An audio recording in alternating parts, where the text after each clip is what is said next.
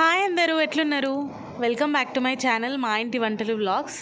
నా ఛానల్ని first time చూస్తున్న వాళ్ళైతే ఖచ్చితంగా నా ఓల్డ్ వీడియోస్ కూడా చూసి నచ్చితే లైక్ చేయండి, షేర్ చేయండి, కామెంట్ చేయండి. మళ్ళీ సబ్స్క్రైబ్ చేసుకోవడం అయితే అస్సలు మర్చిపోకండి.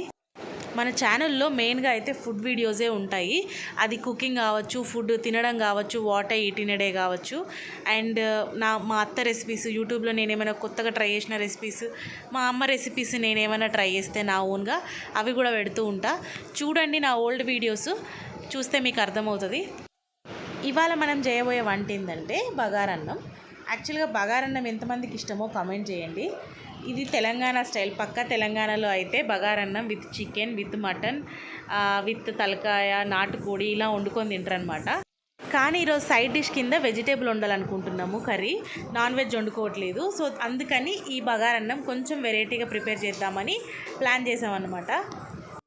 అదేనండి, ప్లెయిన్ బగార్ రైస్ కాకుండా అన్ని వెజిటేబుల్స్ వేసి వెజిటేబుల్ పులావ్ లాగా చేద్దాం అనుకుంటున్నాం. మళ్ళీ పులావ్ అంటే మసాలాస్, పెరుగు అవన్నీ యాడ్ చేయడం కాదు, బగారన్నంలో వెజిటేబుల్స్ అనమాట. ఇది వెజిటేబుల్ బగారన్నం టైపు, దాని పేరు అలా పెట్టుకోవచ్చు మనం.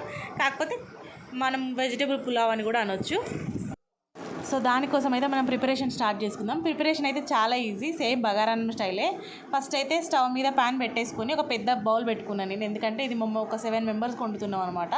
అందుకని పెద్ద బౌల్ పెట్టేసుకొని ముందే వెజిటేబుల్స్ అన్నీ కట్ చేసి పెట్టుకున్నా, అంటే పని ఎక్కువ కాకుండా. అలా బౌల్లో ఆయిల్ పోసుకొని తర్వాత మసాలా ఐటమ్స్ ఎన్ని కావాలంటే అన్నీ వేసుకొని, ఆ తర్వాత ఆనియన్స్, మిర్చి కూడా వేసుకోవాలి. అవి బాగా ఫ్రై అయిన తర్వాత అల్లం పేస్ట్ వేసి బాగా కలుపుకొని ఆ పచ్చివాసన అంతా పోయిన తర్వాత మనం ఎన్ని రకాల వెజిటేబుల్స్ కట్ చేసుకుంటే అన్ని రకాల వెజిటేబుల్స్ వేసుకోవచ్చు. నేనైతే ఆలు, కాలీఫ్లవర్, క్యారెట్, ఇంకా బీన్స్ లేవు యాక్చువల్గా, మా దగ్గర ఆల్చింతకాయ ఉండే, సో అవి కూడా గింజలు బాగుంటాయి అని చెప్పి ఎక్కువ గింజలు వేసి అవి యాడ్ చేశాను అన్నమాట. సో ఇవి అన్నీ నేను వేసుకున్నవి. తర్వాత అవన్నీ బాగా ఫ్రై అయ్యేదాకా మనం మూత పెట్టుకోవాలి. తర్వాత నేను ఇందులోకి మిల్ మేకర్ కూడా యాడ్ చేసాను. ఫస్ట్ మిల్ మేకర్ని వేడి వాటర్లో కొంచెం సేపు నానబెట్టేస్తే అవి మెత్తగా అయిపోతాయి. తర్వాత వాటర్ అంతా పిండేసి ఇందులో యాడ్ చేసుకొని ఒక స్పూన్ సాల్ట్ అయితే ఇందులో వేసుకోవాలి, ఎందుకంటే వెజిటేబుల్స్కి కూడా సాల్ట్ పట్టాలి కాబట్టి. తర్వాత అదంతా మంచిగా ఒక 10 నిమిషాలు కుక్ అయిపోయిన తర్వాత ఇంకా వెజిటేబుల్స్ కుక్ అయినాయి అన్నప్పుడు మనము ఎన్ని గ్లాసుల రైస్ తీసుకుంటే అంతకు డబల్ అనమాట. నేను 4 గ్లాసెస్ రైస్ తీసుకున్నా. సో 7 to 8 గ్లాసెస్ వాటర్ నేను పోసుకొని మళ్ళీ ఒక 2 స్పూన్ల సాల్ట్ వేసుకొని బాగా మరగనివ్వాలి. అలా మనం వాటర్ మరుగుతున్నప్పుడు నానబెట్టి పెట్టుకున్న రైస్ని కూడా అందులోకి యాడ్ చేసుకొని కాసేపు ఎక్కువ పెట్టుకొని అది దగ్గర పడిన తర్వాత కొంచెం కొత్తిమీర జల్లుకొని సిమ్లో పెట్టేసి ఇంకొక 10 నిమిషాలు కుక్ అవ్వనివ్వాలి.